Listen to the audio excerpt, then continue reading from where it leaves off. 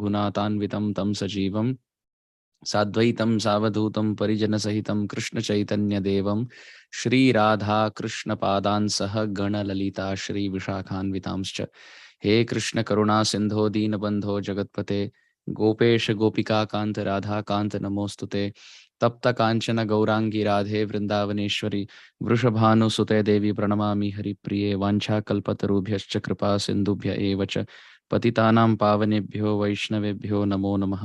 नमो विष्णुपादाय कृष्णपृष्ठाय भूतले श्रीमते भक्तिवेदांत स्वामिनिति नामिने नमस्ते सरस्वती देवे गौरवाणी प्रचारणे निर्विशेष शून्यवादी पाश्चात्य देशतारणे जय श्री कृष्ण चैतन्य प्रभु नित्यानंद श्री अद्वैत गदाधर श्रीवासादि गौर भक्त वृंद हरे कृष्ण कृष्ण कृष्ण हरे हरे हरे राम राम हरे हरे हरे कृष्ण कृष्ण कृष्ण हरे हरे राम राम राम हरे हरे कृष्ण कृष्ण कृष्ण हरे राम राम राम हरे Krishna. It is my honor and privilege to be here with such wonderful advanced Vaishnavas and Vaishnavis on the call as well. My prostrated obeisances to His Grace Kartikeya Prabhu for kindly, lovingly inviting me and welcoming me here. Kartikeya Prabhu is my superior in all ways possible, in every aspect of life, materially also and spiritually also, and his maturity in preaching and his renunciation, his knowledge, his sadhana is very intense Krishna conscious flavor. His services, in all ways possible, he's in his purity, dedication. Even as a disciple, as a god brother, he's superior to me in all ways possible. And Krishna in my heart knows that I'm saying this with all honesty. So he has invited me here. I take it as an order on my head to come and speak. So Kartikeya Prabhu and so many wonderful Vaishnavas and Vaishnavis on the call. If I say something which is not in proper Siddhanta, and if I say something which is not making sense, please all of you kindly forgive me. Brahma Pramada Vipralipsa Karana Patava Arsha Vidnya Vakya Nahi Dosha Isaba. Chaitanya Charitamrita describes only the words of pure Vaishnavas are free of all faults. And because I'm still a conditioned soul, and I've been a conditioned soul, and I think I'll continue to be a conditioned soul for a long time, my words are filled with flaws. So I beg all of you, please kindly forgive me. I don't have the best of vocabulary or understanding. So please, whatever जो भी टूटा फूटा आज निकल रहा है, आप उसको स्वीकारें. And whatever good comes out, you please accept it as the blessing and the mercy of our Guru Parampara.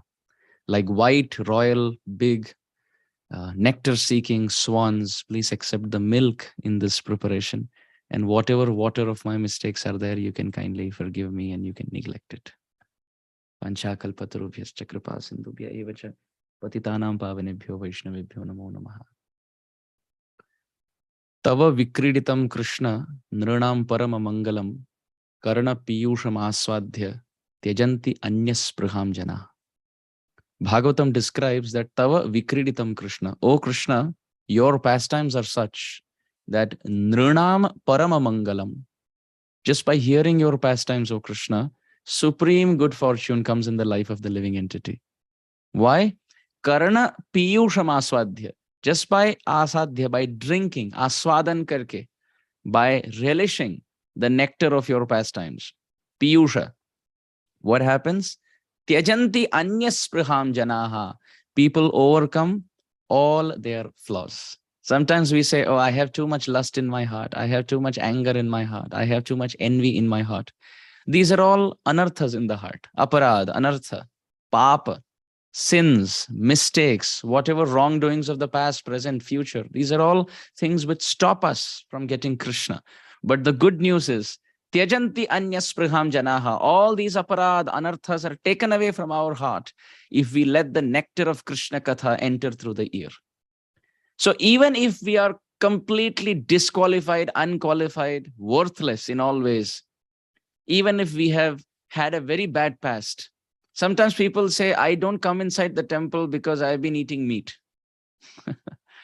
But because we are eating meat and we think we are not qualified, therefore there is need to come to the temple and become purified. If we are diseased, and if we say, therefore I don't go to the doctor, no, well, we should go to the doctor because we are diseased. So we should never think, मैं बहुत अपराधी हूं, पापी हूं, मैंने बहुत गंदे कुकर्म किए हैं, धर्म विरुद्ध आचरण किया है. ठीक है. We have acted in impious ways. Therefore, there is need to chant Krishna's names and hear about Krishna. Shravanam and Kirtanam are the two limbs which lead to Smaranam. To remember Krishna spontaneously is not possible directly. So we should take shelter of chanting Krishna's names constantly. Hare Krishna, Krishna Krishna, Hare Hare, Hare Ram, Ram Ram, Hare Hare. And hearing about Krishna. So if we let these two ear holes filled with Krishna Katha, eyes filled with darshan of the deities, and tongue only accepting Krishna Prasad and vibrating the glories of Krishna, then through all the holes in our face, through the mouth, through the ears, and through the eyes, we are only accepting Krishna. And gigo, good in, good out. So what comes in, if it is good, then what will come out of our mouth in the form of preaching, or in the form of remembrance at the time of death or at the time of difficulty, that will only be good.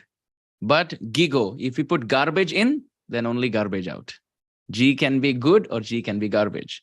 So if we hear things of this world, and if we are watching Facebook and other things, and we are talking other things, eating anywhere, then how can we remember Krishna? Vishaira anna khaila malina hai man. Malina mana na hoile Krishna rasmaran. Our Chaitanya Charitamrita describes that if you eat anything anywhere, Vishaira anna khaila malina hai man, the mind will become polluted. And malina mana na hoile Krishna rasmaran. With a polluted mind, we cannot do Krishna smaran. So we start our class with 3 points. Hearing about Krishna, darshan of Krishna, nothing else. We should not see things which will agitate us. You see, Ajamil, what he saw once was not the problem because he just happened to be there. But when he saw for the second time, that caused the fall down. So we should make sure that we don't see anything passionate and in the mode of ignorance in this world. If you see something also, immediately we should take our vision away. Then it will protect. Krishna sees these things. Krishna sees our sincerity. But darshan we should have 10 minutes, 20 minutes, 30 minutes. One very advanced Vaishnava was once telling me, he's head pujari of the Rajapur temple, Jagannath temple, His Grace Amal Bhakta Prabhu. And he was mentioning that he had some question in his mind about deity worship and preaching, etc. Because when he's doing deity worship, devotees inspire him to preach. But when he goes to preach, he misses his Jagannath because he is head pujari of Jagannath temple. So he was thinking, how do I reconcile this? And he just had this in his mind. So His Holiness Chandramouli Maharaj came to the temple and he stood in front of Jagannath for 25 minutes taking darshan. So Prabhuji was thinking that, wow, this is the spirit of taking darshan, standing 25 minutes in front of the deity. It's not that newer, it's not a slideshow that is happening. Same deity, right? He's standing in front of the deity. And Maharaj was taking darshan and offering prayers. And at the end of 25 minutes of taking darshan, he turned to Amal Bhakta Prabhu and he said, you should try to preach. Out of nowhere. You should take that, you should take care of Jagannath, but also you should try to move around and preach. So Prabhuji was thinking, how is it possible that he's able to solve the conflict or the confusion that I had in my mind? But then he realized that happened because he was standing in front of Jagannath for such a long time. And Jagannath inspired to speak. So in this way, through the eyes, we should Mukunda Lingalaya Darshanam. It is described in the Ambarish Charitra of the 9th canto that through the eyes, we should only have darshan of Krishna. Vani gunanu kathane shravanau kathayam hastau chakarma sumanastava padayornaha smrityam shirastava nivasa jagat praname drishte satam darshane astu bhavattanuna. Manigriv Nalakuver also say the same thing. That through the eyes, my Lord, we just want to see you. Through the ears, we just want to hear your glories. And through the tongue, we want to chant.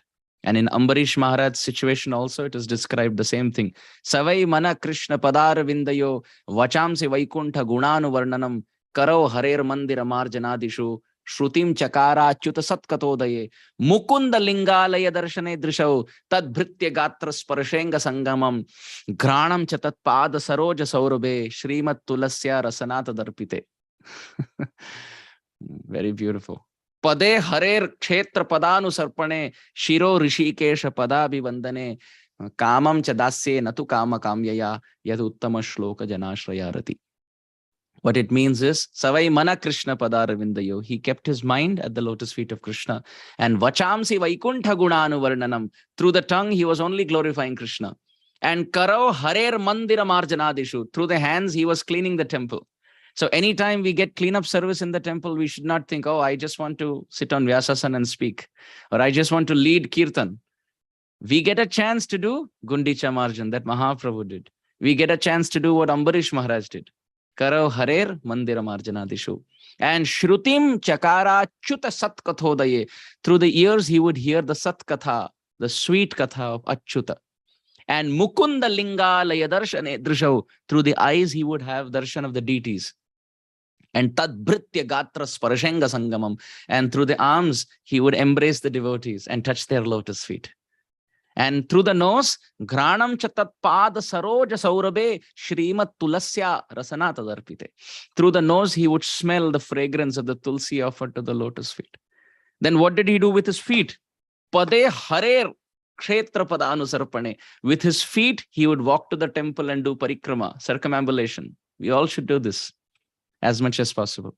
To tulsi, to the deities, to Gurudev, to Vaishnavas also. Senior Vaishnavas, sometimes they're we should try to sneak and do a parikrama of them. So in that way, we gain some benefit. I have done all this cheating, so I'm saying out of experience. And then Shiro Rishikesha Padabhivandane. And the head used to be at the lotus feet of the Lord. Kamam cha dasye natu kama kamyaya. And the desires of the heart are only in service and not to enjoy anything in this world.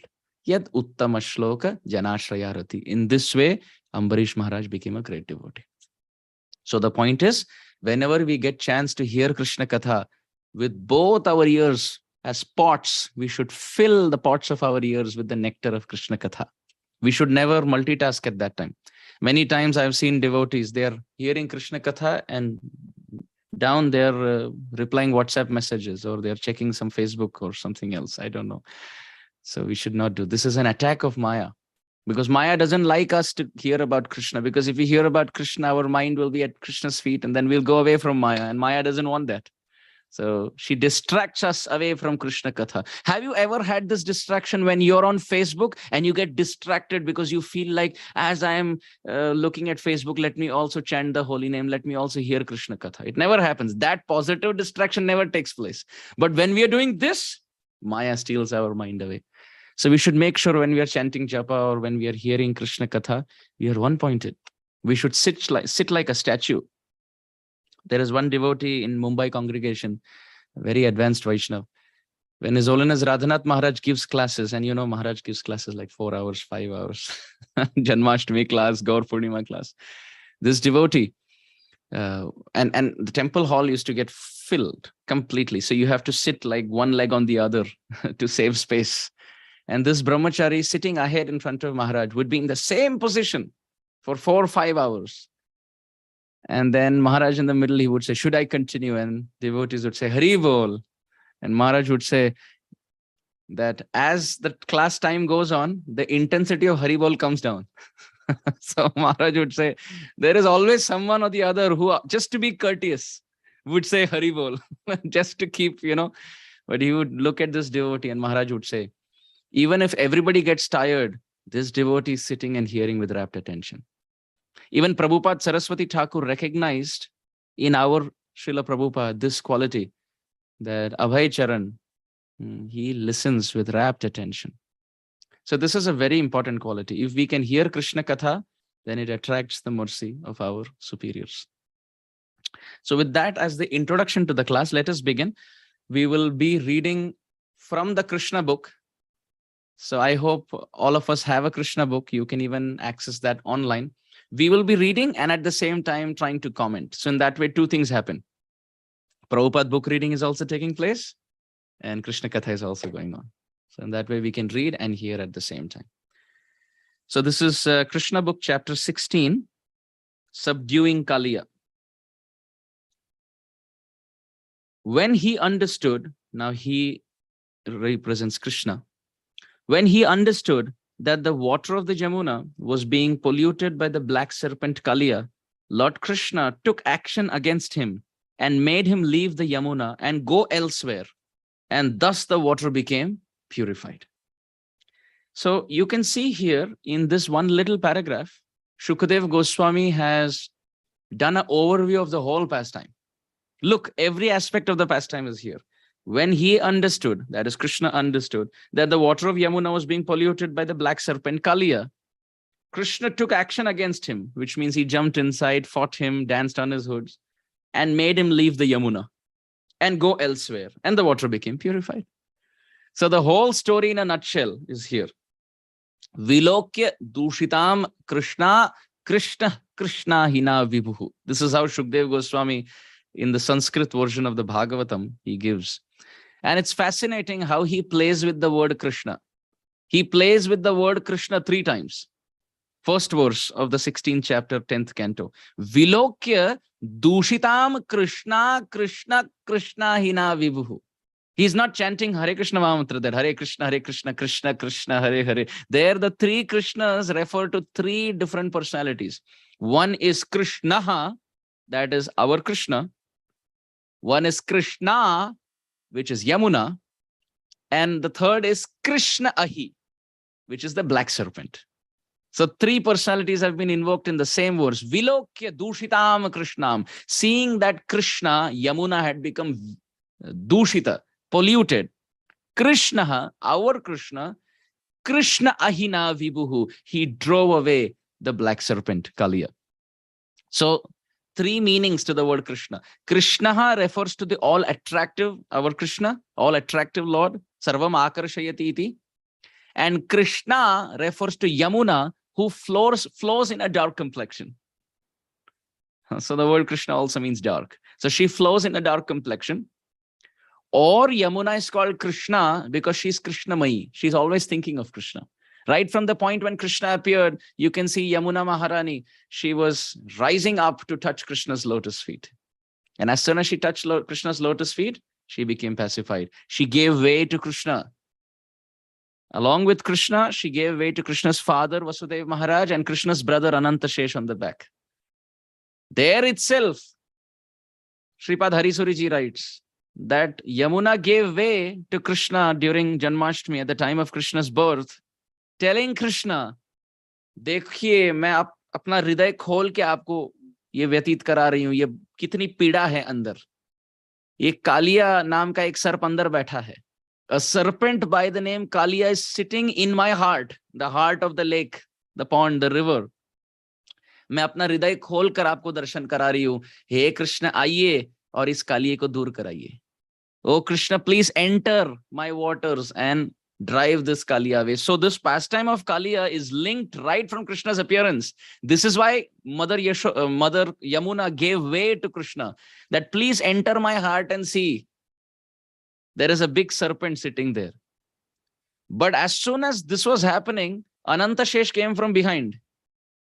And Yamuna stopped giving way.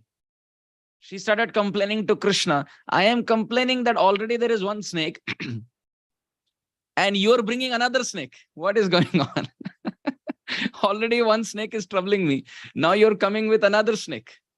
So please don't. So at that time, Krishna said, no, don't worry. Just like Vishasya Visham Aushadam. A thorn is removed by a thorn.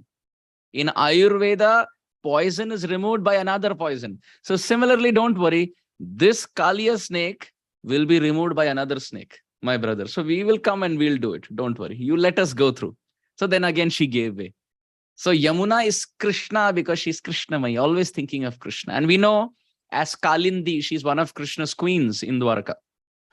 So Krishna refers to our Krishna, who is the all-attractive Lord. Krishna refers to Yamuna because she's dark complexioned, and also because she's Krishnamai. She's always thinking of Krishna.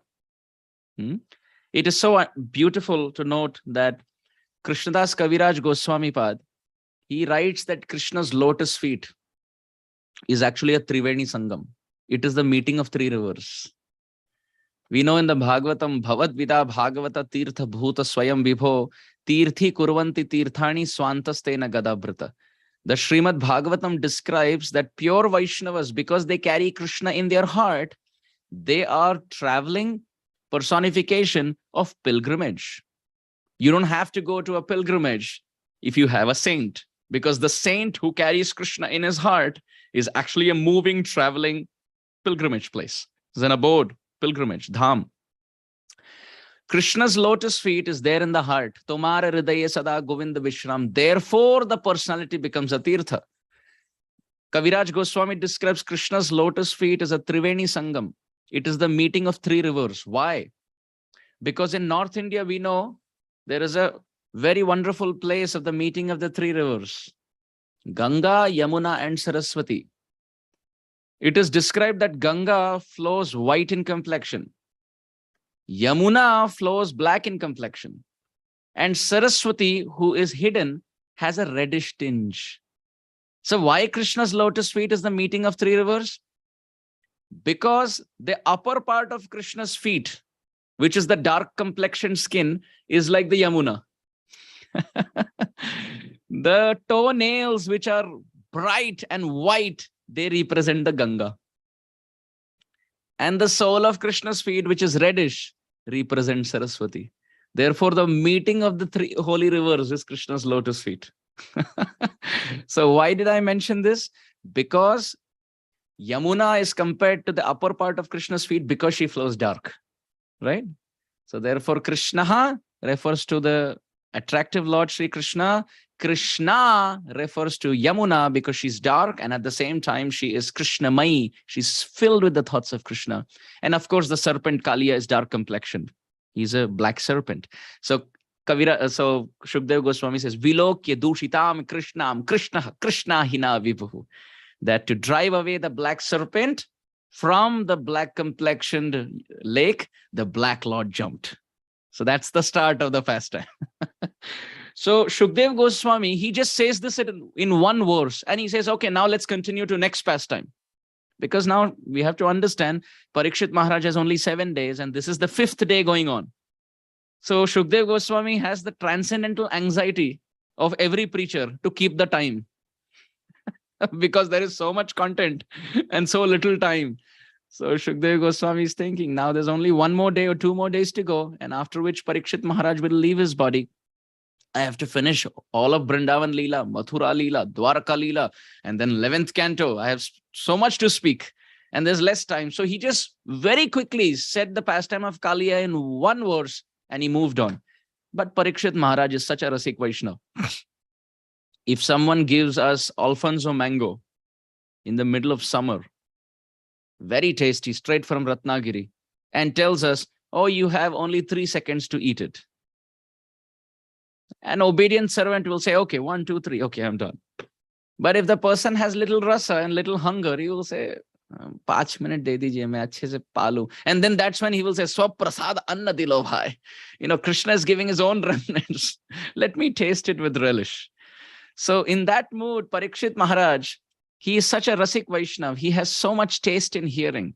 He said, no, wait, pause, please. Oh, Gurudev, oh, Brahman, oh, Vyasnandan, Shukadev Goswami, please elaborate this pastime in great detail about how Krishna subdued Kaliya.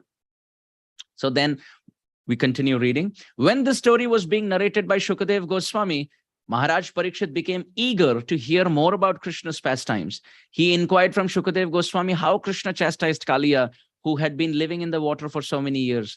Actually, Maharaj Parikshit was becoming more and more enthusiastic to hear the transcendental pastimes of Krishna, and his inquiry was made with great interest. Very important point. Ramananda Rai, in his conversation with Sri Chaitanya Mahaprabhu, he says something very interesting. He says, Krishna bhakti rasa bhavita mati kiyatam yadi kutopi labhyate tatra laulyam api mulyam ekalam koti janma sukritirna labhyate. He mentions that just like if you keep chappan bhog, 56 items, prasad of course, in front of a devotee, and if the devotee doesn't have hunger, let's say he ate prasad from his home and he came to the center of the temple and then he realizes, oh, there is a feast. You think he will be able to do justice to that feast if he doesn't have hunger in his stomach?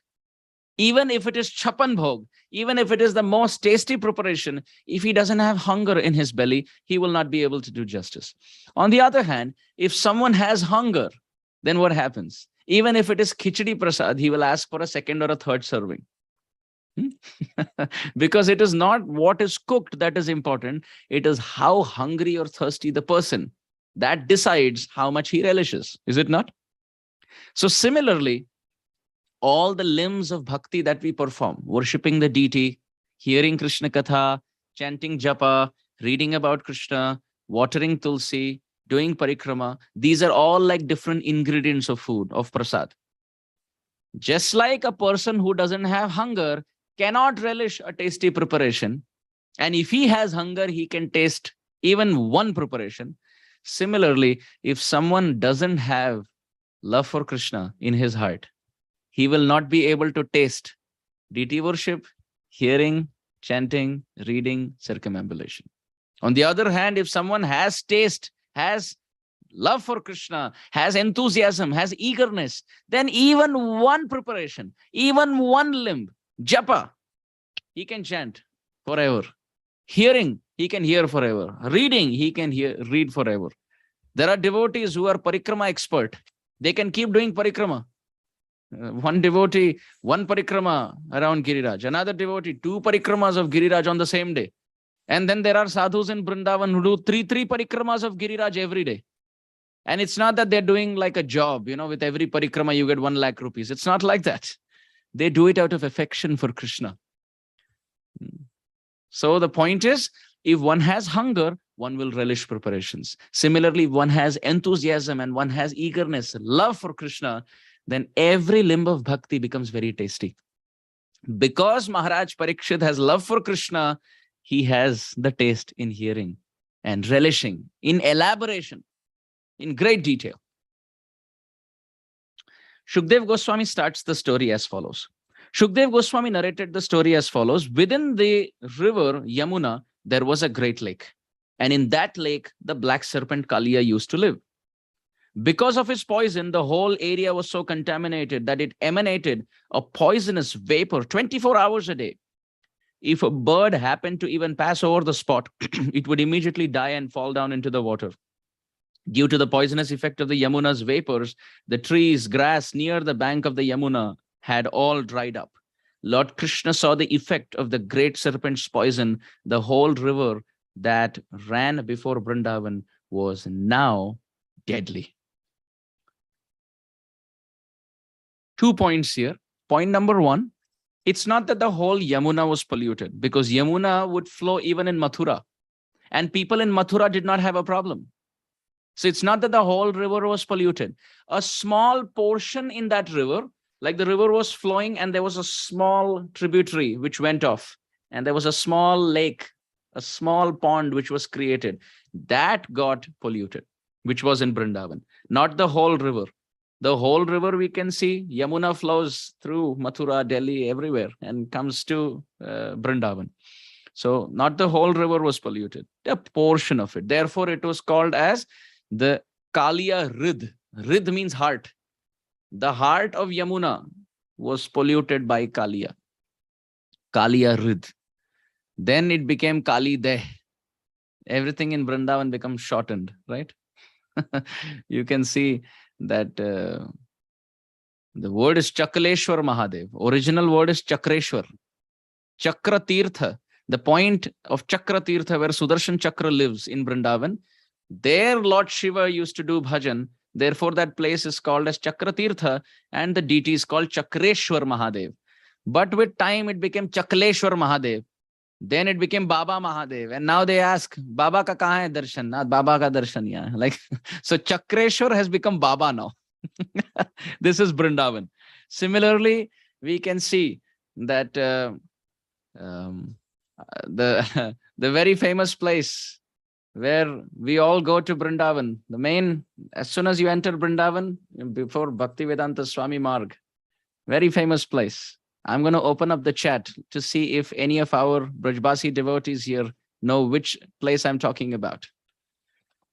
Very famous place. I'll give you a hint. Nanda Baba, when he was moving, he parked all his carts. And the carts in Sanskrit are called shakat. So they parked all the shakat in a crescent moon shape. You can use the chat box if you like.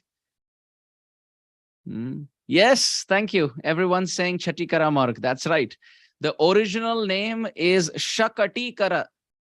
Shakat means the cart. So the place where Nanda Baba would park his carts and the Brajbasis would park their carts in their moving is called Shakatikara. But with time it became Chatikara. So similarly, the original place, this belongs to Krishna. But because Kaliya took over, it became Kaliya Rid. Then with time, now it's called Kalide. Even till the present day, it's called Kalide. So my Guru Maharaj explains this mentality to take over a spot and rename it. It's Kaliya's propensity. I'm not taking any names, but those who are intelligent will understand. If you take over different cities and you take over different places and you rename it according to your own desire, Kaliya did that. So he took over Krishna's Yamuna and he called it Kaliya Rid, the house of Kaliya. Till this very day, the Brajbasis are so kind. They let Kaliya follow the same path, and it's called as Kalide. Even till this very day, you can see Sripad Prabodhananda Saraswati's Samadhi on the banks of the Jamuna there at Kalide. When you go there to Vrindavan, you can take darshan. That's point number one. Point number two, look how Kaliya was. He was only spreading poison everywhere. The Yamuna was, the pond of Yamuna was polluted. The fishes there were dying. The friends of Krishna who came to drink water, they were all going unconscious and dying. Krishna's cows and calves which drank water, they were dying. The trees on the banks of the Jamuna were all dying because of the poison vapors. And even the birds which never touched the water, they were flying above the water, they were also sucked in by the smoke coming by the poison of Kaliya. What can we learn out of this? Kaliya mentality means to spread poison around. To spread poison around. What did Mohini Murti do? She was spreading the nectar around. That is Krishna. Mohini Murti is the incarnation of the Lord. The Lord and his pure Vaishnavas, they spread the sweetness around. They spread nectar around. What did Prabhupada do? He took the nectar of Radha Damodar and he spread it to the whole world. And so many temples came up. This is Prabhupada. But what did Kaliya do? His poison, which he has in his mouth, he was doing. Para upakar. He was distributing. Mahaprabhu said that Prithvi Tyata Jata Nagaradi Gram Sarvatra Prachar Hove Morana. The nectar of my name will spread. But what was Kaliya doing? Sarvatra Prachar Hove Mora Vish. My poison will spread everywhere. He was spreading it everywhere. Mahaprabhu said, Jare dekhe tare ko Krishna Upadesh. Krishna Upadesh, spreading the nectar. But what was Kaliya doing? Jare dekhe tare kaho apna upadesh. He was giving his upadesh in the poison from his mouth everywhere around. The water was getting contaminated. The trees were dying. The birds were dying. The fishes were dying. The Brajbasis were falling unconscious. So we should not be like this. Chanakya Pandit says that it is better to be trapped in a cage with a tiger or wrapped by a snake or die in fire than to closely associate with a wicked person.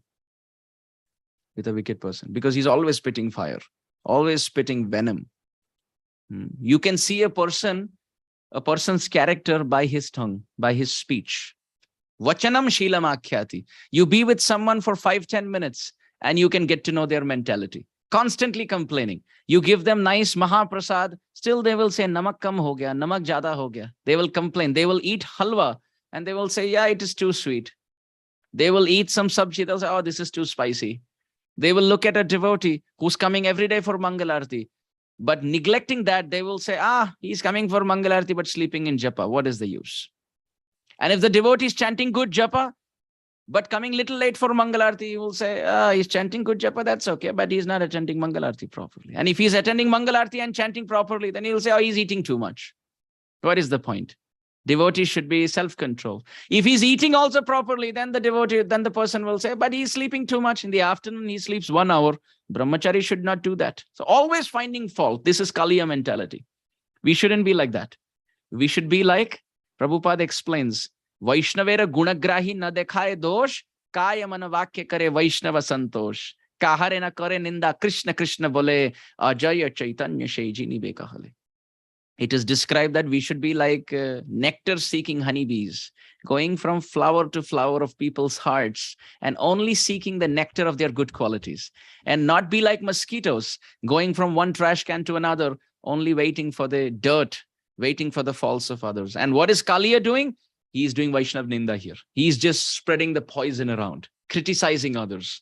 This is Kaliya mentality. But Krishna shows his compassion, that such a person who is criticizing, he will never come to Krishna, but Krishna is so kind, he jumps into his personality and cleanses his heart. This is the Kaliya Daman Leela. We'll continue to read. Krishna, who advented himself just to kill all undesirable elements in the world, immediately jumped up into a big Kadamba tree on the bank of the Yamuna. The Kadamba is a tree bearing round yellow flowers that is generally seen only in the Vrindavan area. Dear devotees, this Kadamba tree represents Radharani. Every tree has a specific deity. The Tamal tree represents Krishna. Therefore, you have the word Tamal Krishna. Tamal tree represents Krishna in fragrance and in complexion. It's a dark tree. And the Kadamba tree is a fair complexion tree and has the fragrance. The flowers are fragrant and yellow in complexion, like Srimati Radharani's beautiful, wonderful face. So the Kadamba represents Radharani. So look what is happening here. Krishna, when he wants to purify the heart of the conditioned souls, then he depends on Radharani's compassion because he's climbing on a Kadamba tree. Radha Purna Shakti, Krishna Purna Shakti Man, Dui Vastu Bhed Nahi Shastrera Praman. That Radharani is complete Shakti and Krishna is Shaktiman. What is Shaktiman without Shakti? He's only Man. From the word Shaktiman, you take the Shakti away, he's only Man. So the Man means pride. There is no meaning to that. So Krishna becomes Shaktiman when he's filled with Shakti. What is the use of a bowman with bow and arrow, but if he doesn't have the energy to pull the bow behind, the arrow behind? It's the energy which makes the arrow propel. What is the use if a person has a stone in his hand and he knows where to throw, but he doesn't have the energy to throw? The stone will not go. So Krishna has the ability, Krishna has the intention, Krishna has the direction, but he doesn't have the strength. The strength comes from the Shakti. That is Radharani. Whatever Krishna does from the left side of his heart, you see, left side is where the heart is there. It is done by Radharani because Radharani is in the heart. She is the left aspect of Krishna. Therefore, in the Panchatattva, you can see when Mahaprabhu stands in the middle, from his right side, all the Vishnu Tattvas come. You can see to his right, you have Nityananda Prabhu. Then you can see Advaita Acharya. They are all Vishnu Tattva. And to the left, you can see Shakti Tattva. You can see Gadadhar Pandit, Radharani to the left. And then to the left, you can see Srivas Thakur, who represents Jiva, who's also Shakti. So it's very easy. We don't have to ever get confused. Sometimes people ask, कौन से side पे कौन है ये पता नहीं चलता. इसलिए हम गौर निताई की सेवा करते. पंचत तो याद रखने में मुश्किल होता. So we don't have to get confused. In the middle is Mahaprabhu. To the right are all Vishnu Tattvas. To the left is Shakti Tattvas. Shamananda, Ridananda, Vrindaranya Purandaram, Radha Bhushita Vamangam, Namami Shamasundaram. We bow down to Krishna, from whose left part Radharani manifests. And we bow down to Radharani, from whose heart Krishna manifests. They are completely non-different. But Radharani is the mercy potency. Radharani is the strength potency. Therefore, they say Krishna lifted Govardhan not with his right hand, but with his left hand. And that too, the leftest part of the left hand, the pinky finger, the little finger. So who lifted it? Radharani lifted it. Our acharyas explain. So in Vrindavan, they have a question. They ask Krishna, tell me, how did you, oh Krishna, you look so small, you're only 7 years old. Tell me, how did you lift Giriraj? Where did you get strength? So Krishna said, Kuch makhan ko bal badyo, kuch gopan kare sahay, mere Radhe ju ki kripa se maine girivar dhar uthaye. Krishna is explaining that you remember all those days when I came and stole butter in your homes, oh Brajbasis? Oh, all that butter gave me strength. Kuch makhan ko bal badyo. And then remaining strength, where did I get? Kuch gopan kare sahay. Some cowherd boys, they put their stick. But when everything failed, Radharani lifted, because she is in the left side. So here also Krishna, when he's climbing up the tree, he looks for a kadamba tree and he climbs the tree, because that is Radharani. And with Radharani's mercy, Kaliya can be uplifted. How beautiful, right? There's mention and hidden glorification of Radharani throughout Srimad Bhagavatam. Now look at this. The kadamba tree from which Krishna jumped was the only tree there which was not dead. Because we just said that the poison of Kaliya destroyed all the trees. So how is it that the kadamba tree is alive? That could be a question. Some commentators say that due to being touched by the lotus feet of Krishna, the tree immediately became alive. In some other Puranas, it is stated that Garuda, the eternal carrier of Vishnu, knew that Krishna would take this action in the future. So he put some nectar on that tree to preserve it. We understand that when there was churning of the milk ocean, some nectar came out. And Garuda took a portion of it to distribute. And one drop of that nectar pot fell here and the tree became immortal. That's one commentator's point. Another commentator says that actually the tree had died, but because Krishna placed his lotus feet, Sanjiva yatya khila shakti dharaswadhamna yonta pravishya mama vacham imam prasuptam Sanjiva yatya khila shakti dharaswadhamna anyamscha hasta charana shravana tvagadin pranan namo bhagavate purushaya tubhyam. Dhruva Maharaj says this verse in Canto 4, Chapter 9, Text 6, Srimad Bhagavatam. He says that, my Lord, my body had died. But when you appeared in front of me, Sanjiva Yatti, it seems as if new life has come into me. When I see you, it seems that till now my eyes were dead. Now they're actually awakened to see the truth. When I hear your voice, I feel till now my ear holes were actually dead. Now they have come to life by hearing your voice. So similarly, one commentator says the tree had actually died, but by the touch of Krishna's lotus feet, the tree came back to life. There's actually one very wonderful lesson that we can learn.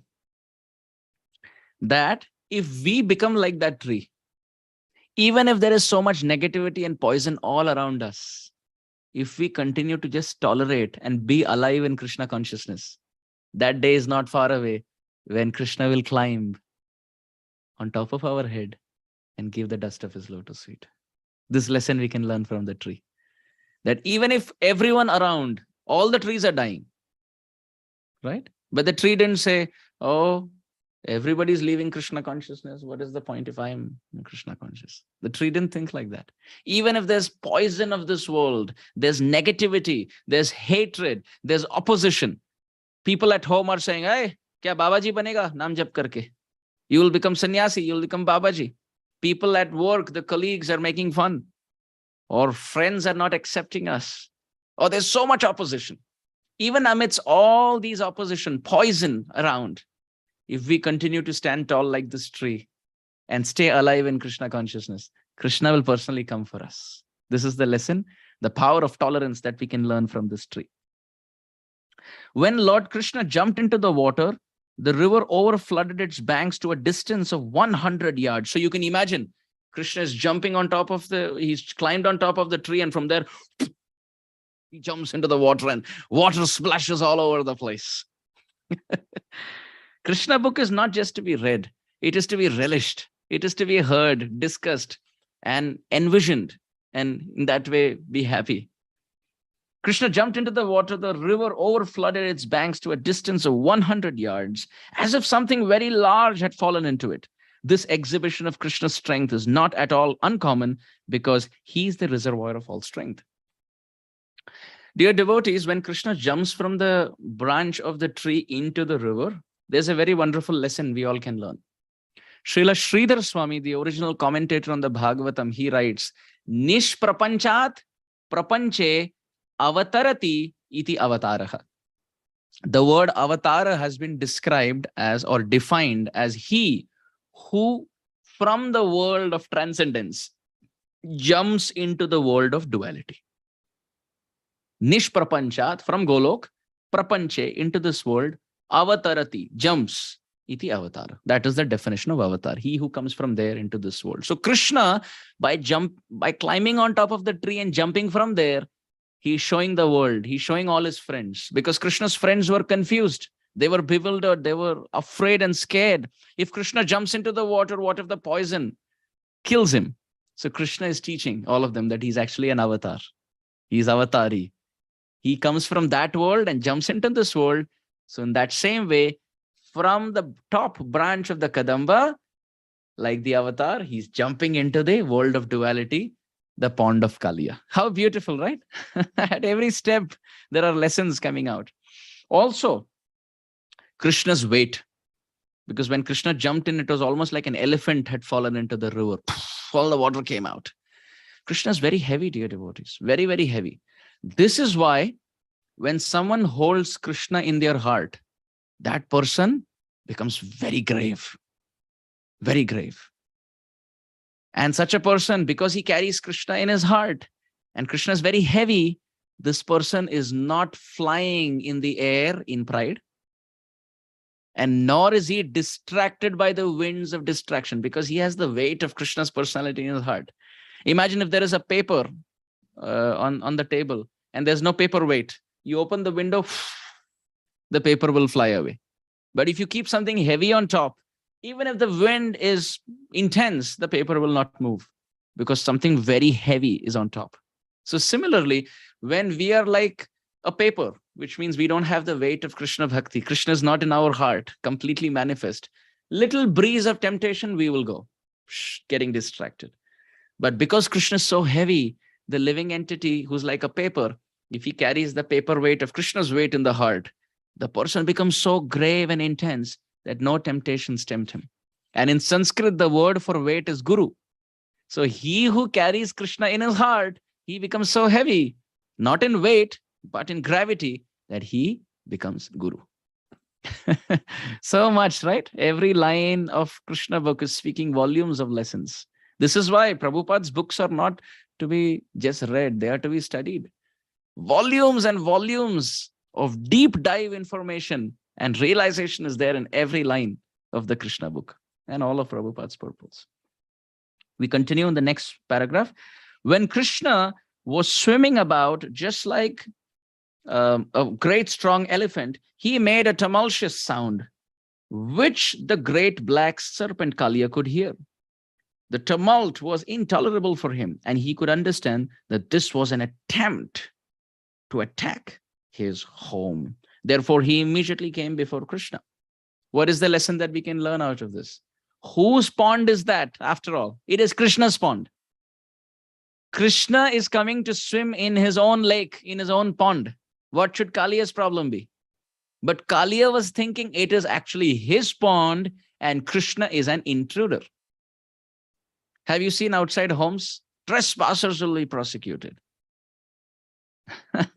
This is like a mini version of what Kaliya was thinking. Actually, the world belongs to Krishna. The homes belong to Krishna. We have taken over Krishna's land. We have taken over Krishna's fruits, Krishna's flowers, Krishna's vegetables, Krishna's money. All the living entities belong to Krishna. We have claimed them to be our family. And therefore now we fight. This is mine. This is not mine. Ayam nija paro veti gananam laghuchetasam udara charitanam tu vasudha eva kutumbakam. Those with very little narrow-minded thinking, they will think, oh, this is mine. Don't touch my property. That person says, no, that's mine. Don't touch my property. But someone who considers Krishna to be his family, the whole world is his home because everything belongs to Krishna. And the whole world is his family because everyone belongs to Krishna. Why should he have favoritism of one family over another? This is my bloodline. This is my family. This is my mother, father, brother, sister, son, daughter, grandfather, grandmother, grandson, granddaughter. What about the neighbor? If we can just expand our consciousness a little bit, we will see as much as this is my family, even that is my family because they also belong to my Krishna. Even this neighbor belongs to me because they also belong to my Krishna. We may not have individual connections, but we all have a collective connection to Krishna. We talk about universal brotherhood, but for universal brotherhood, we should first of all have universal fatherhood. Without having a common father, how can we have common brothers? Right? So when we as United Nations, we say, yes, universal brotherhood. How can we call each other's brothers and sisters when we don't have a common father? So this is the Krishna consciousness movement, establishing common fatherhood, by which common brotherhood will take place. This is why in the ISKCON society, we see devotees from different nationalities and cultures and race and creed and language and different backgrounds are all having the same program. Everybody wakes up 4 o'clock, everybody's having Mangalarti, they all chant the same mantra. And everywhere you can see the schedule is the same. Even the prasadam is the same, many places. And everyone is having the same culture because there is common fatherhood, there's universal brotherhood. So Kaliya here represents Mamaka Pandavaschaiva Kim Akurvata Sanjaya. Dhritarashtra said, my sons and the sons of Pandu. This mentality of thinking, mine, this is not mine. That is his, this is mine. This borders that we create, this is very narrow-minded thinking. But those who are sadhus, they have very broad-minded thinking. Very broad. Initially, one may be thinking only about himself. There are people like that. Many so-called kings in the past. For the sake of being king themselves, they have even imprisoned their father. They have even killed their own brothers. So that is the lowest thought. Just my benefit. And for that, I'm ready to do anything. Then even better thought is me and my spouse, or me and my parents, me and my children, which means I with my family, little bubble. Even better thought is not just my family, my neighbors as well. Those in this lane, this street, they're all one family. We are all together. We all have a common housing society or in the same building. That's one. Even higher thought is that all those who are in the same city, all those who are Bangaloreans, all those who are Mumbaikars, all those who are Puneri, or Nashikkar, that's one. Even higher than that, me Maharashtra, all those in one state. Then even more developed consciousness is Vande Mataram, my country. My country should come ahead. My country should be the best, my country. But even higher than that, the whole world. You see, it's just more developing consciousness. The lotus of the consciousness is opening up more and more and more and more. And even higher than that, not just humans, animals, trees, birds, everyone, wherever there is life, that belongs to my Krishna. That is my family. Everywhere is my home. I'm ready to share anything with anyone because it all belongs to all of us. We all belong to Krishna. Krishna owns everything. Everything belongs to everyone. Just take whatever you like. But this needs Krishna consciousness, in the consciousness to think. But Kaliya did not have that. He took over Krishna's pond. And when Krishna, the owner of the pond, came to his own pond, Kaliya started thinking there's an intruder. There's someone from outside who has come in. So this mentality is not good. We should, this mentality is called minus. To think, this is mine, this is mine. Minus, just like we say goodness, badness, right? So similarly, minus. But in mathematics, there is another word, M-I-N-U-S, minus. So bhakta or devotee means minus. He is minus. He doesn't have this minus mentality. Ishavashyamidam sarvam yat kinchit jagatyam jagat. The Ishopanishad describes the whole world belongs to Krishna. So you can take whatever you want.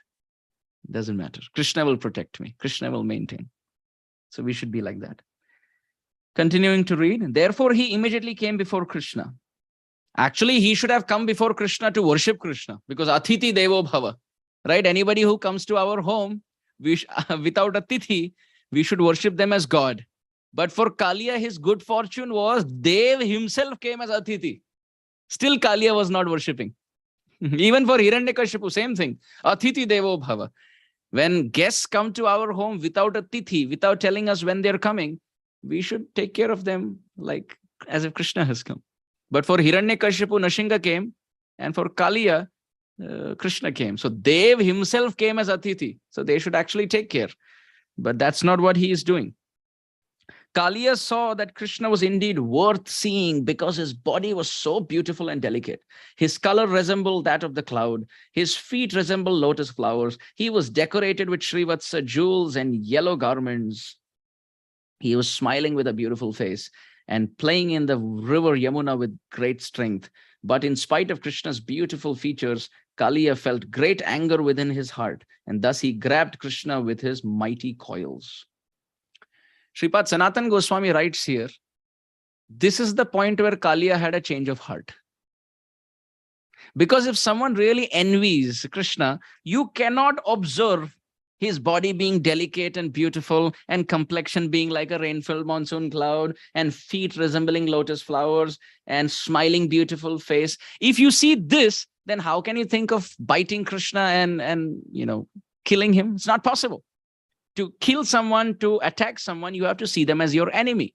And if you see them as enemy, you don't see any good qualities in them. You can't see their feet is as soft as lotus flowers, therefore let me attack. It doesn't work like that. So Srila Sanatan Goswami Pad writes, Kaliya is one demon who had change of heart. Even before fighting Krishna, this is why Krishna did not kill him. All other demons were killed, but Kaliya was subdued. Therefore, Prabhupada writes the chapter title as Subduing Kalia, not killing Kaliya.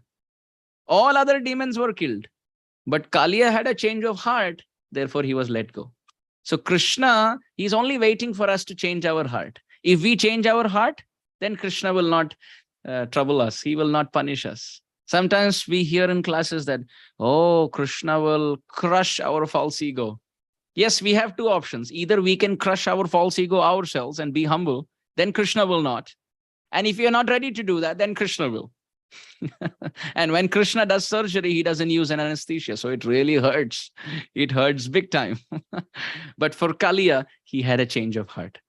And Kaliya was thinking, what is that thing that I can offer my Lord?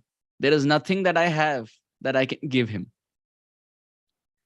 Yat karoshi yad ashnasi yad juhoshi dadasiyat yat tapasyasi kauntaya tat kurushva madarpanam. Krishna says, whatever you have, whatever you do, you give it to me. So Kaliya remembered this verse. And he said, I can do only two things.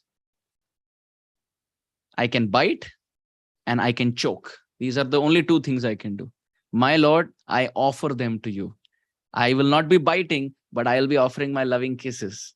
And I will not be strangulating, I will be embracing. So Kaliya was offering his proclivity, whatever talent he had in choking and in biting as a serpent in Krishna's service. Teaching us that even if we have a very bad past, if we get attracted to Krishna's beauty and whatever talents we have, if we offer it to Krishna, Krishna will place his lotus feet on our head. And Kaliya gets that good fortune.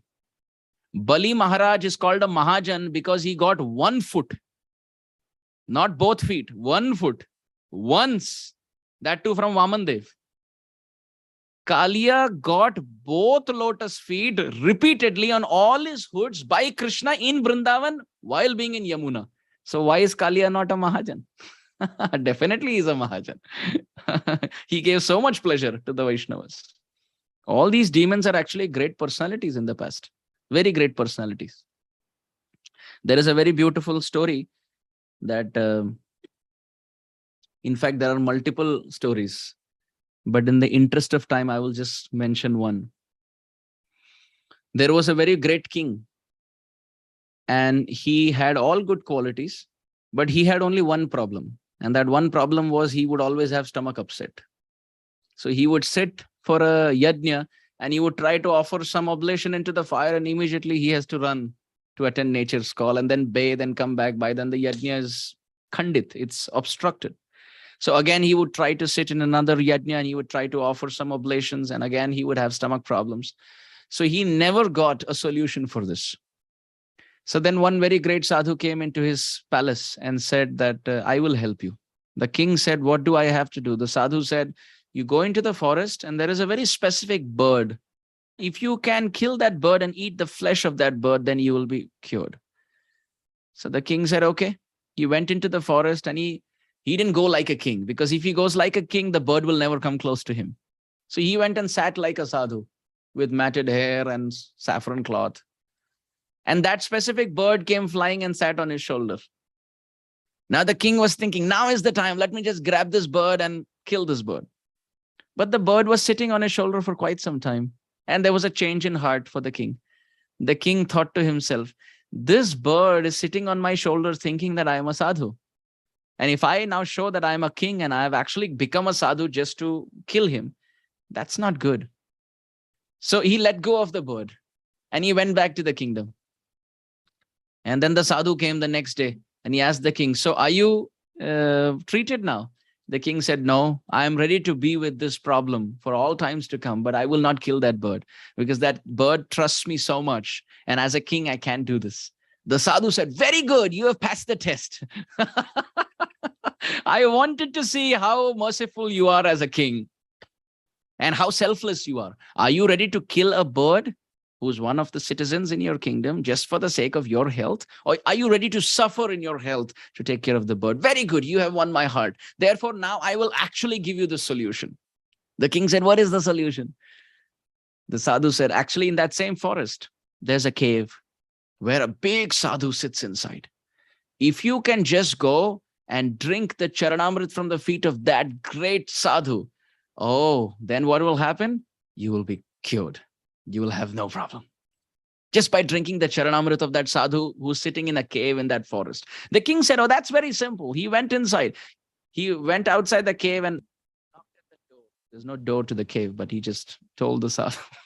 He called out to the sadhu in the cave that I am a king who has come to take your darshan. The sadhu said, I don't come out of the cave. I'm doing bhajan. Now get out of this place. Don't trouble me. The king said, no, sadhu, please give me darshan. I just want, okay, even if you don't give me darshan, just put your foot outside. I just want your charanamrit. So the sadhu said, okay, that is possible. He put his right foot outside. The king looked at the foot. He realized that the foot was not in proper condition. It was filled with pus and blood and wounds and open sore. And it was in a bad shape. So now the king was thinking, how do I wash this feet and drink this water? The bird solution was, I think, better. He's thinking, how do I do this? So he told the sadhu, no, not the right foot, the left foot. You put the right foot in and just give the left foot out. And he was hoping that'll be better than the right. But then that wasn't true. The sadhu put the left and he had developed leprosy.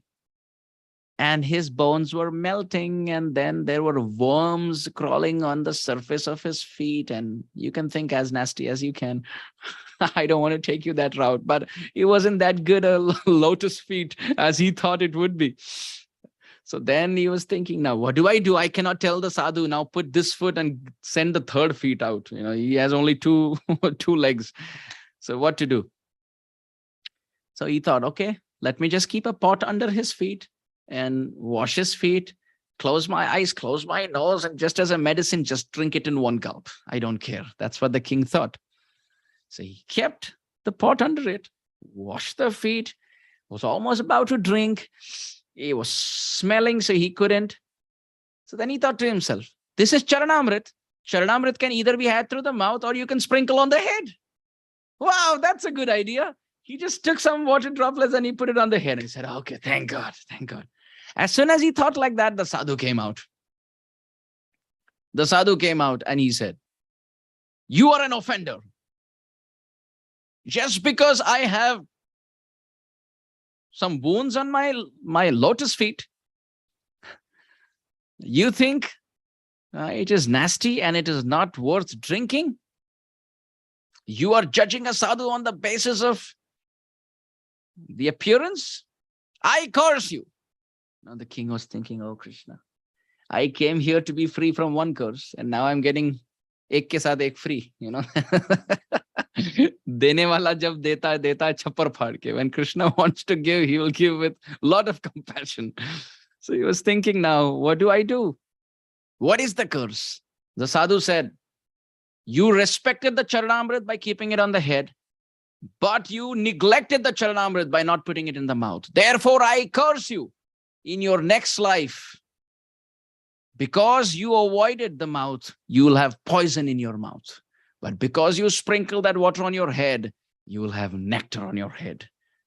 That king reincarnated as Kaliya, who had poison in his mouth, but got the dust of Krishna's lotus feet, the nectar on his head. I heard this very beautiful story from His Holiness Bhakti Purushottam Swami Maharaj. I was amazed. Wow, such a wonderful history to the story of Kaliya. So these personalities are not normal personalities, dear devotees. Kaliya is not normal. He gave a lot of pleasure to Krishna, and we will see that as we read further.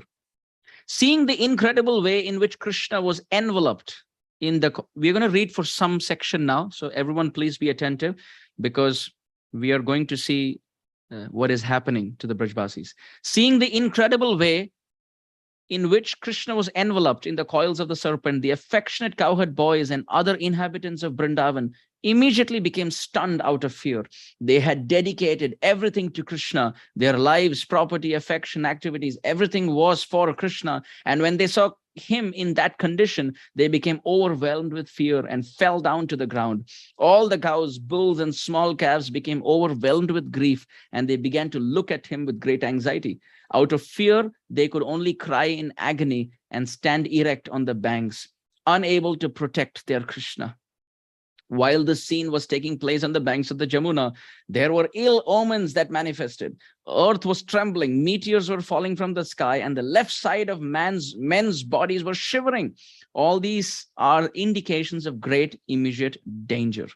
Observing the inauspicious signs, the cowherd men, including Nanda Maharaj, became very anxious out of fear. At the same time, they were informed that Krishna had gone to the pasturing ground without his older brother Balaram.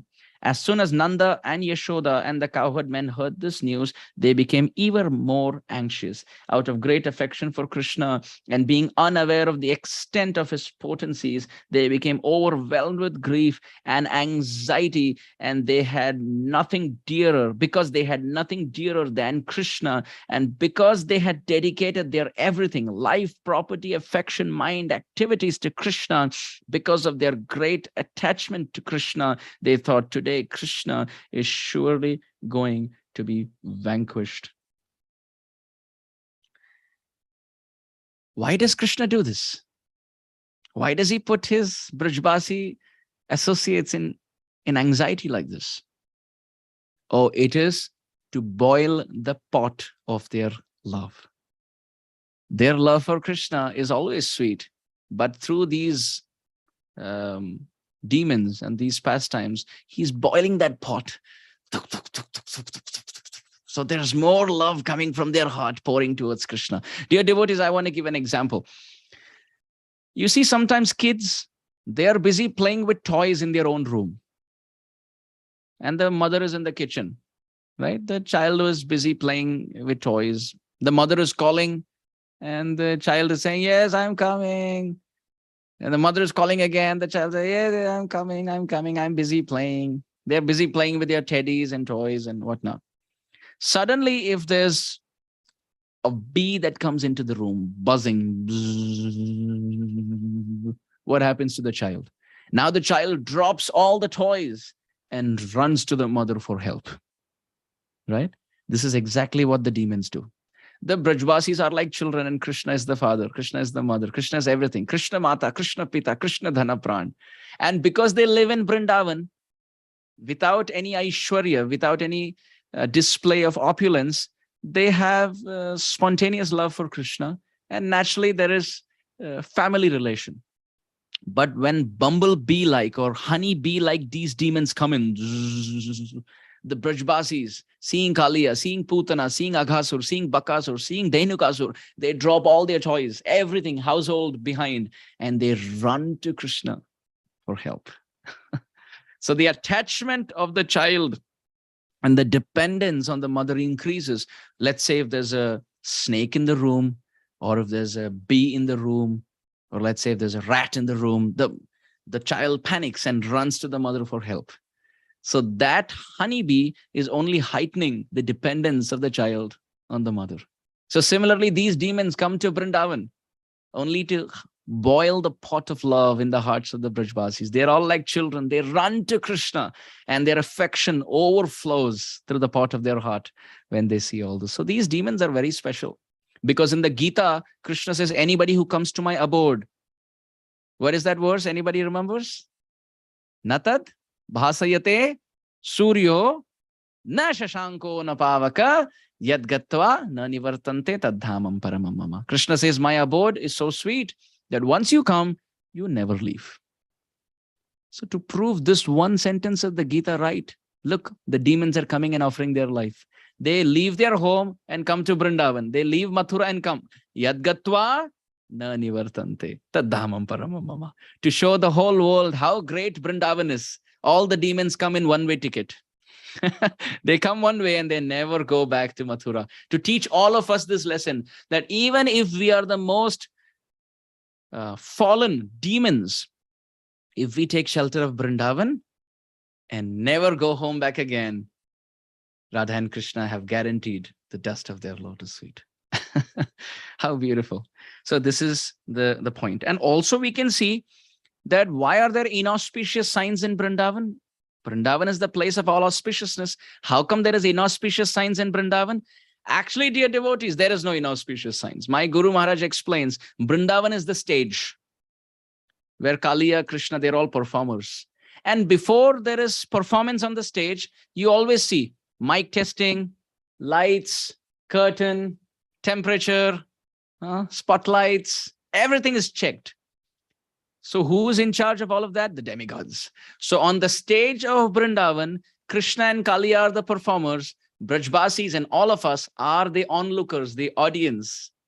Prabhupada is the one who has given the ticket into the, into the hallway where we all as audience can see this beautiful pastime. And demigods are doing the lights, camera, action. So the earth is trembling, meteors are falling. That's all testing of the lights and the camera and the mic just before the pastime begins. So there's no inauspiciousness.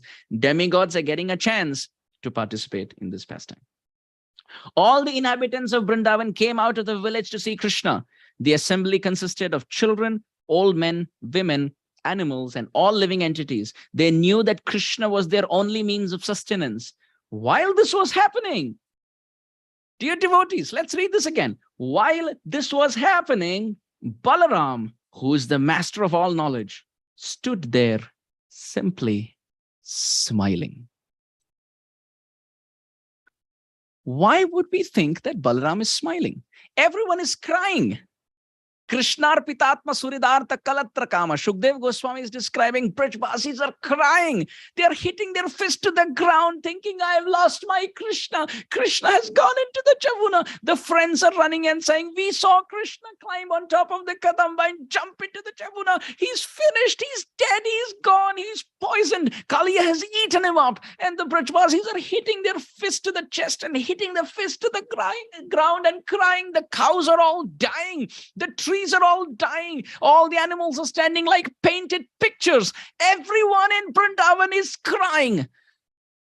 And here is Balaram standing and smiling, looking at the whole scene. Oh, what is going on? How is it that Balaram can smile? And why is he smiling? This is where our acharyas come into the picture. You see, every scene in Vrindavan is like a crime investigation scene, because there is crime here. There's poison.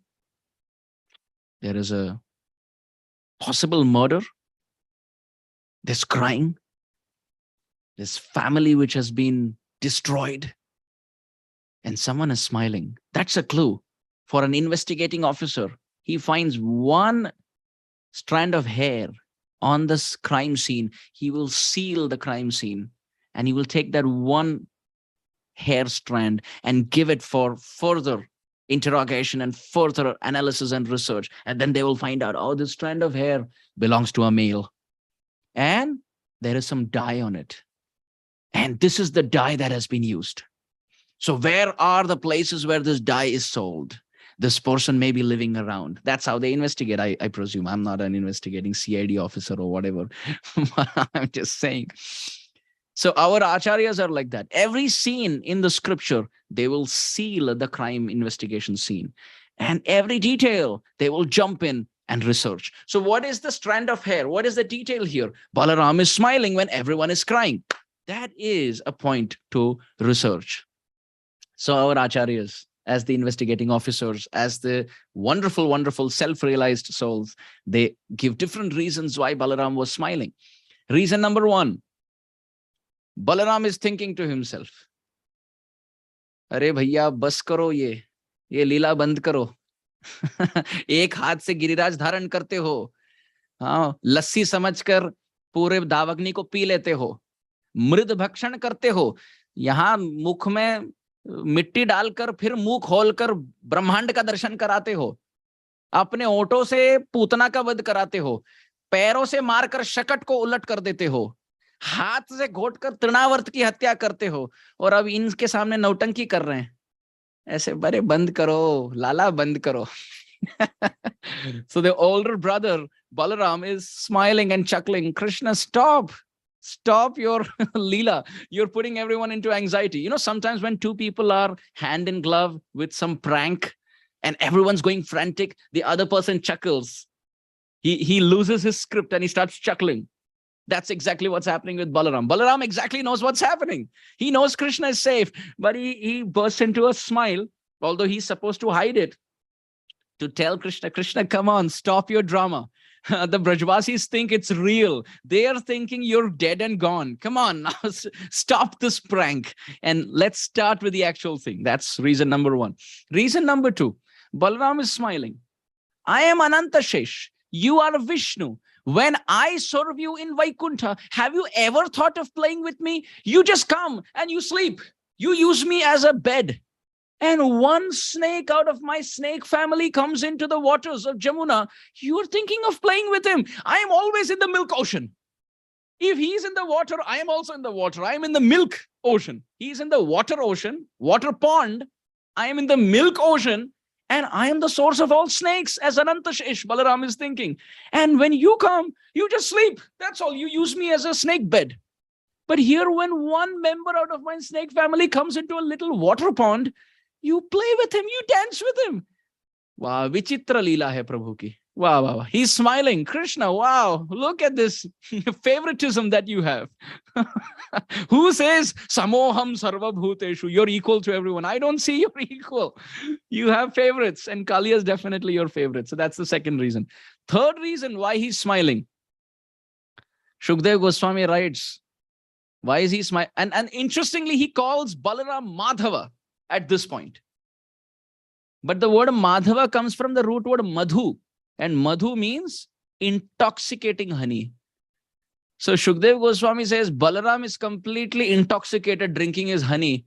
And what do you expect an intoxicated person to do? When everyone's crying, he doesn't know what to do. He's laughing. So Balaram is completely, quote unquote, drunk with transcendental intoxication. So he doesn't, an intoxicated person doesn't behave according to logic. He's crying when everyone's laughing. He's laughing when everyone's crying. And sometimes he's laughing when everyone's laughing. So don't expect any logical behavior from him. He's Madhava. That verse in the Bhagavatam uses the word Madhava, coming from the root word Madhu, which means honey. He's completely drunk and intoxicated Varuni. Therefore, what sane man will expect a sane behavior from a drunkard person? That's the, not that Balaram is drunkard in liquor. It's not a Deshi Daru pi ke aaye hain. Please don't think like that. He's not a drunkard. He's the Supreme Lord. Balaram is the Supreme Personality. But he likes to have honey. So therefore, on Balaram Purnima, which is fast approaching, you can offer him nice honey, pure honey. You can make nice sweets and you can pamper Balaram and make him smile more than before. So he's smiling because of his honey intoxication. The fourth reason, now this is a very intense reason. Where was Balaram born? They say he is from Mathura. He's from Mathura. We are all Brajbasis in Vrindavan because they believe that Krishna is the child of Nanda and Yashoda. And Balaram is the son of Vasudeva and Devaki. So where is he coming from? He's coming from Mathura. And where is Krishna coming from? Vrindavan. And all the Brajbasis are from Vrindavan. And what has Mathura given Vrindavan? Only pain. Because Putana, Akasur, Bakasur, Dhenukasur, Arishtasur all came from Mathura. Kamsa is from Mathura. So Vrindavan and Mathura don't get along well. So therefore they say, after all, he's from Mathura. Why are you even expecting him to cry with the Brajbasis? When the Brajbasis are crying, naturally someone from Mathura will laugh because he's winning. So that is the intense mood. So in this way, just at that one point of Balaram smiling, so much commentary has been mentioned. Then moving on, he knew how powerful his younger brother was and that there was no cause of anxiety when Krishna was fighting with an ordinary serpent of this material world. He did not therefore personally take part in their sorrow. On the other hand, all the inhabitants of Vrindavan, being disturbed, began to search out Krishna by following the impressions of his lotus feet on the ground, and thus they moved hastily towards the bank of Yamuna. Finally, by following the footprints marked with the flag, bow, conch shell, the inhabitants of Vrindavan arrived at the river bank and saw that all the cows and boys were weeping to behold Krishna enwrapped in the coils of the black serpent. Then they became still more overwhelmed with grief while Balaram was smiling. Look again. While Balaram was smiling to see their lamentation, all of the inhabitants of Brajabhumi merged into the ocean of grief because they thought that Krishna was finished. Although the residents of Vrindavan did not know much about Krishna, their love for him was beyond comparison. As soon as they saw that Krishna was in the river Yamuna, enveloped by the serpent Kaliya, and that all the boys and cows were lamenting, they simply began to think of Krishna's friendship, his smiling face, his sweet words, his dealings with them, thinking that all of these and seeing that their Krishna was now within the clutches of Kaliya, they at once felt that the three worlds had become vacant.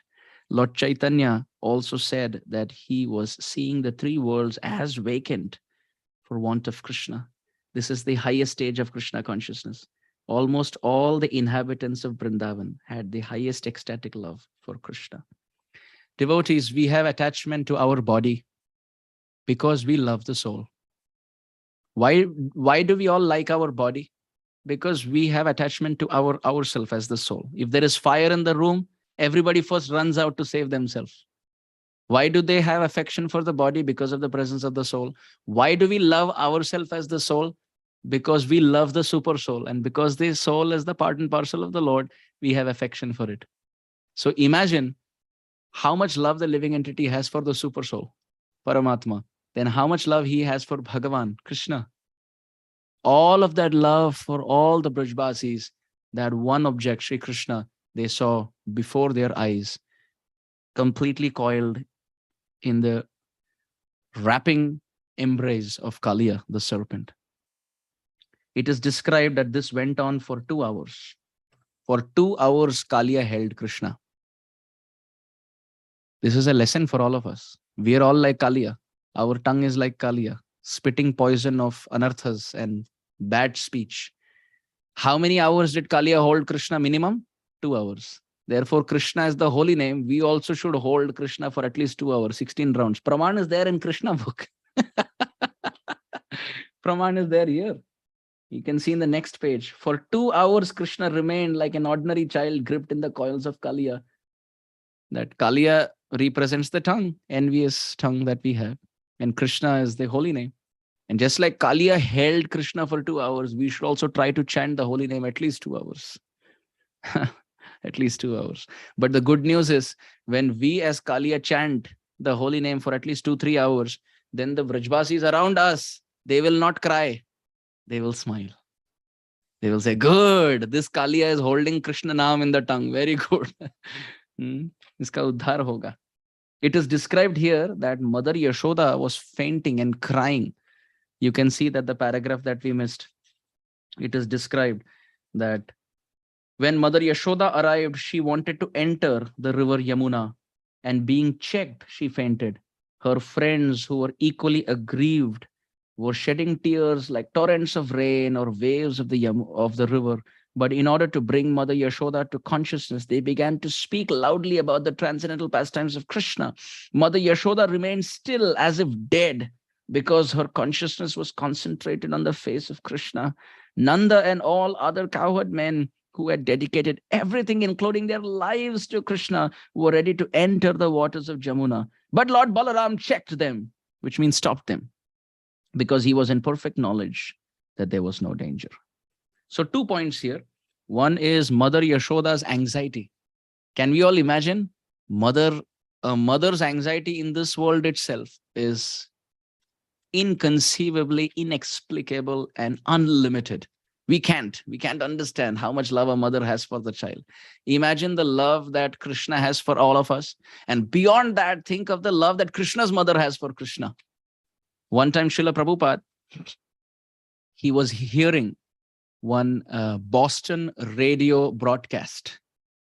During those days, in the late 60s, devotees in the Boston community, including Satswarup Das Goswami Maharaj and many others, they would take 1 hour slot on the local Boston radio, and they would read the Krishna book. So anyone who is listening to the radio will hear the pastimes of Krishna, and they would do it in a very dramatic way. So there used to be a Mataji who would play the feminine role in the voice, and a male like that. And it so happened that they had recorded this exact section of the Kaliya pastime, this section where Mother Yashoda is in anxiety. So there was a Mataji who had played the role of Mother Yashoda, and she was crying on that radio broadcast, begging the Brajbasis to help her get her Krishna back. And after this recording was broadcast, Prabhupada was listening to it. And Prabhupada asked Satswarup Maharaj, who played the male? He said, I played the male. Now, who played the female? He said, that Mataji played. Prabhupada had called that Mataji. She did such a good job of being Mother Yashoda, showing those feelings of pangs of separation, not being able to find Krishna. Prabhupada said, you cried with all your heart on that broadcast. And she said, yes, Prabhupada, while reading your Krishna book, I felt the emotions and I was outpouring. Prabhupada said, my instruction to you is eternally in the mood of Mother Yashoda, cry in separation from Krishna. How sweet and how beautiful. This exact section where Mother Yashoda was feeling pangs of separation. After this, dear devotees, the second point that I wanted to mention is Balaram. In this section, in the Sanskrit verse, you can see that the word used is Bhagavan. The word Bhagavan has been used for Balaram. Why? Because he expanded in many, many forms. And in each of his form, he held the hand of a Vrajvasi and stopped them from jumping into Yamuna. Because Balaram knows that Krishna, he is not going to die. Nothing is going to happen to him. But if the Brajbasis jump into water, they may die. So therefore, as Bhagavan, he held each one of them and he protected them. After that, we can read the historic narration of Krishna's fight with Kaliya, how wonderfully Krishna fought Kaliya. And with every kick, he was bringing out the best in Kaliya. Dear devotees, when you put a sugarcane juice through the cutting rods, through the cutting blades, what happens? The best juice inside the sugarcane rod comes out. In India especially, you can see ganne ka ras. When you have those big rods, you put it through the blades of a sugarcane crushing machine. You can see that the best part of the juice comes out when crushed. Similarly, Kaliya was like that. He had a lot of sweetness inside, but he was standing like a tall rod. So Krishna, through the blades of the machine of his personality in the form of his dancing, he kicked all of that and brought out the best part of Kaliya. And it soon happened that as Krishna was dancing on the top of Kaliya, Krishna's lotus feet was getting red and more red and more red. Why? Because Kaliya had nice jewels on top of his head. And as Krishna was dancing on them, his reddish lotus feet were becoming redder and redder by the touch of those jewels. And those jewels were also becoming red because they were red sapphire stones by the touch of Krishna's lotus feet. And as Krishna was dancing, the Brajvasis came back to life. It was as if that soul entered the bodies of dead men. They all came back.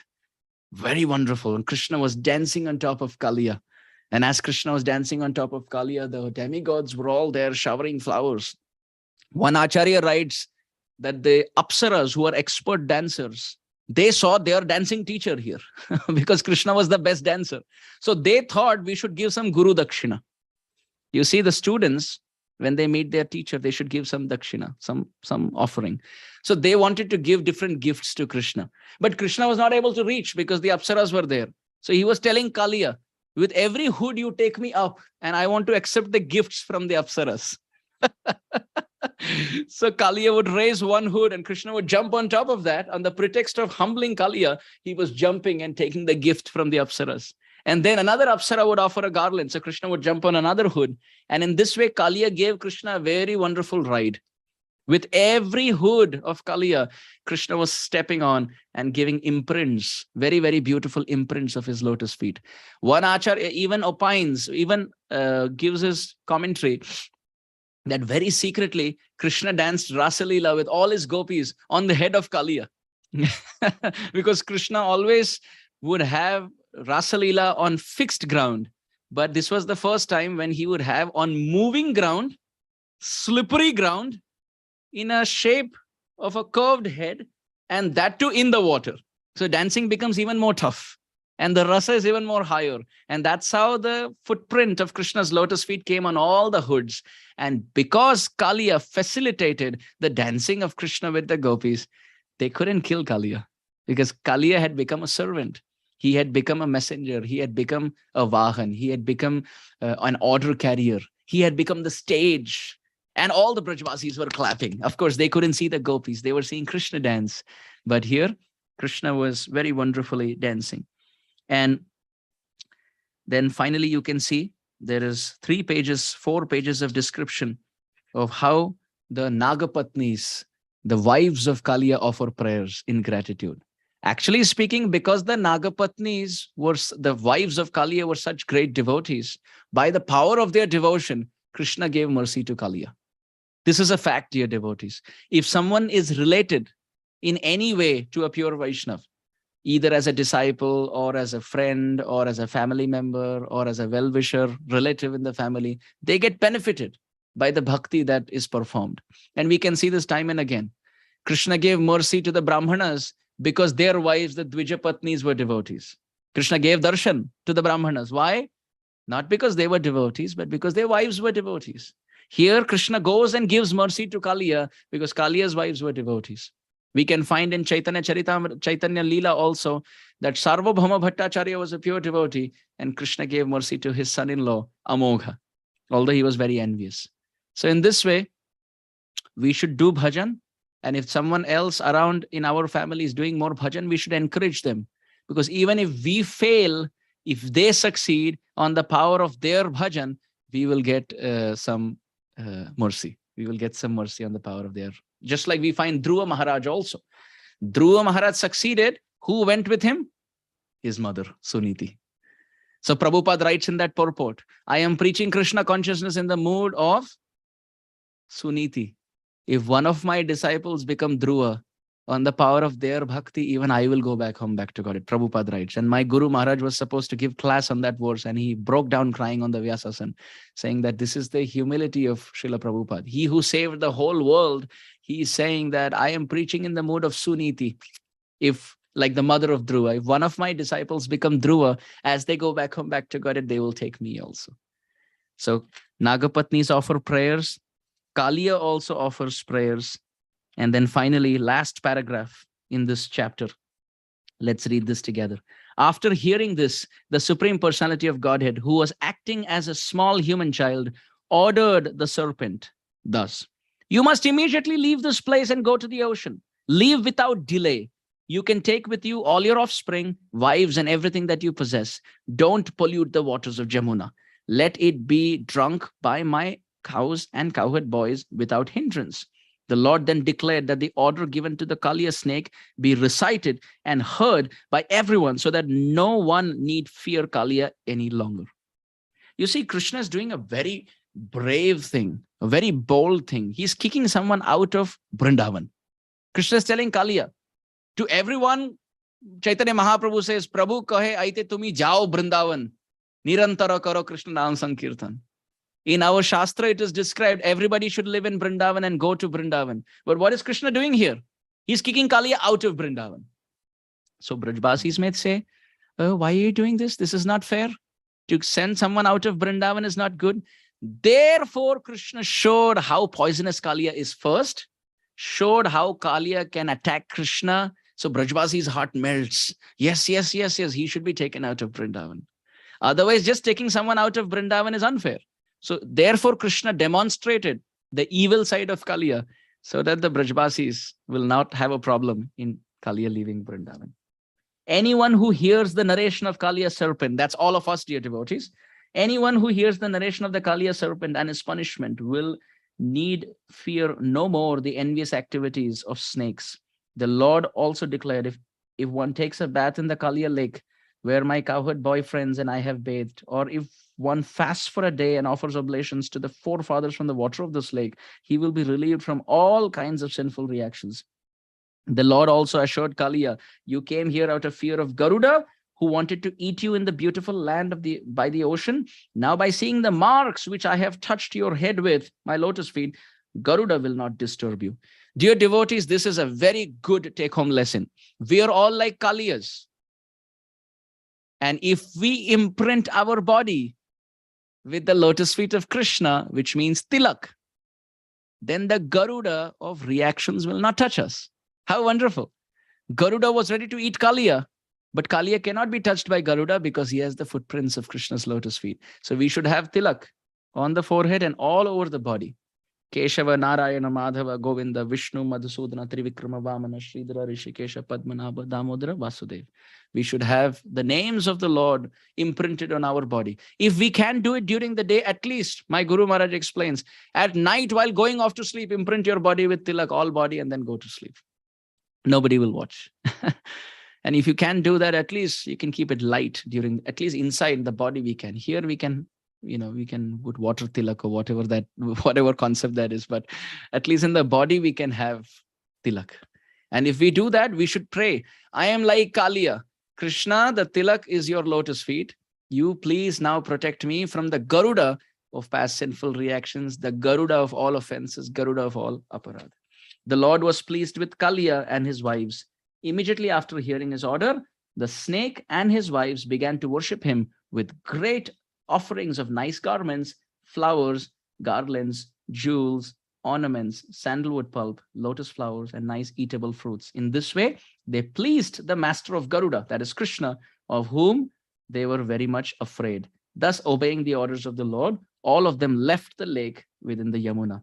Thus ends the Bhaktivedanta purport of the 16th chapter of Krishna book, Subduing Kalia. 2 points I wanted to mention as we conclude. Did we see how kind Krishna is? Shaubhari Muni, he thought of doing good. And you can read this in the previous section. Shaubhari Muni was doing bhajan underwater, under Jamuna. And all the fishes were complaining to him that Garuda is coming and eating us. So what happened? All the residents in the water were complaining to Shaubhari Muni that you are sitting in the same Yamuna as us and this Garuda is coming and eating us. He's eating us breakfast, lunch, dinner, sometimes snacks also. He's coming and eating us. So you do something. And Shaubhari Muni tried to help them by cursing Garuda. He cursed Garuda. If you touch the waters of Jamuna, you will die. As a result, what happened? Garuda was not allowed to touch Yamuna. He was not allowed to have his prasad. His body is that of an eagle, so he must eat accordingly. He cannot have, roti, sabji, dal, rice that we can have. Garuda cannot have that because his body is different.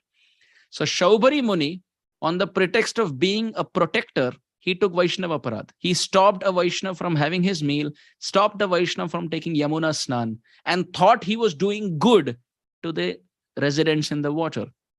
As a result, because of this aparad, he fell down from his meditation, came out of the water, married 50 daughters of King Mandata, became a grihastha with 50 queens and a lot of children. And then he started thinking, now I cannot even meditate in my home.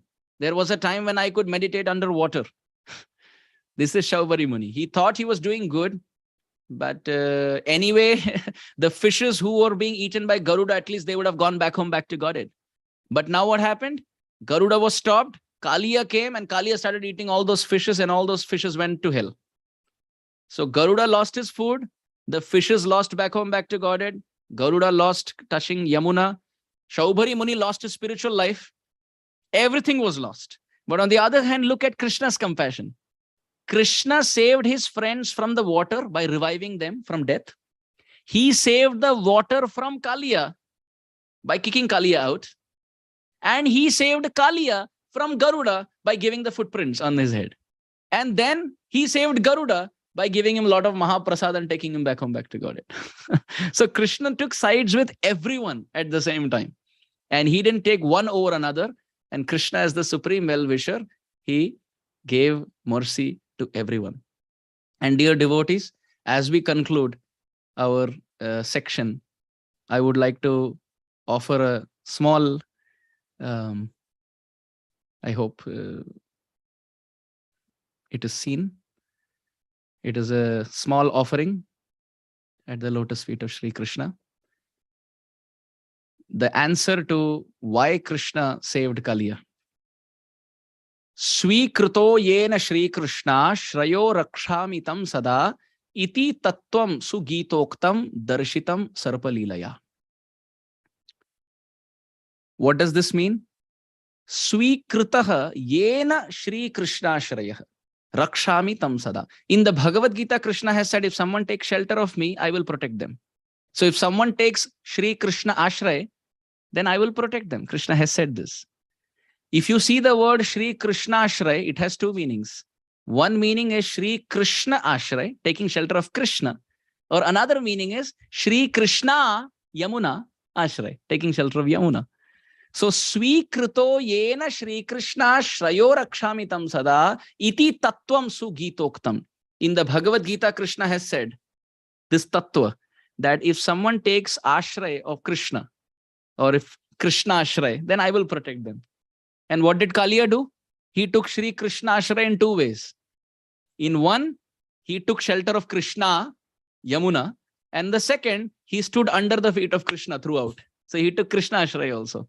And therefore Krishna thought to himself, I cannot kill him because he has taken Krishna ashray. So Swikrito yena Shri Krishna shrayo rakshamitam sada iti tattvam sugitayam darshitam sarpalilaya. Through the pastime of the Sarpa, Krishna demonstrated to the whole world this one principle of the Bhagavad Gita, that if you take Krishna ashray, whether it is Yamuna ashray as Krishna or Krishna ashray, by keeping our sar under Krishna's feet, sar under, like Kaliya, then Krishna will definitely protect us. Rakshami. And in this way, he protected Kaliya. He will also protect us. Gaura Premanande Hari Hari Bo. Patita Pavan Shila Prabhupada ki jai. Sorry, dear Kartikeya Prabhu, I went over time. So we will not take questions now because it's over time already. But I would like to hear some reflections from your side.